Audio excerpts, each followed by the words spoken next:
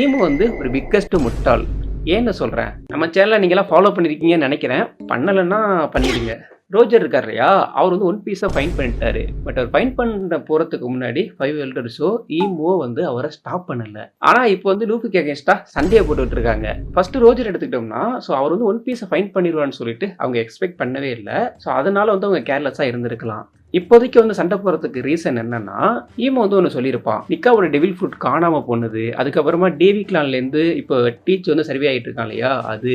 சிரகோஷி பொசிடனா இருக்குது. அப்புறமா நம்ம லோக்கி இருக்கான் இல்லையா? அவன் வந்து நிடாக்கா இருக்குது. இது எல்லாமே எதார்த்தமா நடந்த மாதிரி தெரியலன்னு சொல்லிட்டு ஈமோ வந்து சொல்லியிருந்திருப்பான். இந்த காம்போ இருக்குல்ல, இது வந்து ஈமோக்கு ஒரு மிகப்பெரிய த்ரெட்டா இருக்கு. இவங்களால இப்ப இருக்க வேர்ல்ட் கவர்ன்மெண்ட் இருக்கு இல்லையா? அது டோட்டலா அழிச்சிட முடியும். அதனால தான் ஈமோக்கு வந்து ஒரு பயம் வந்திருக்கும். இத இப்பவே ஸ்டாப் பண்ணணும்னு சொல்லிட்டு இப்போ வந்து சண்டைய போட்டுக்கிட்டு இருக்கான். ரோஜர் டைம் அப்பவே இது மாதிரி நடந்திருந்ததுன்னா, ரோஜருக்கு அகைன்ஸ்டா அவங்க வந்து சண்டைய போட்டுருப்பாங்க. இதான் காரணமா இருக்குன்னு சொல்லிட்டு நான் நினைக்கிறேன். நீங்க என்ன நினைக்கிறீங்க அப்படிங்கிறத கமெண்ட் பண்ணிடுங்க.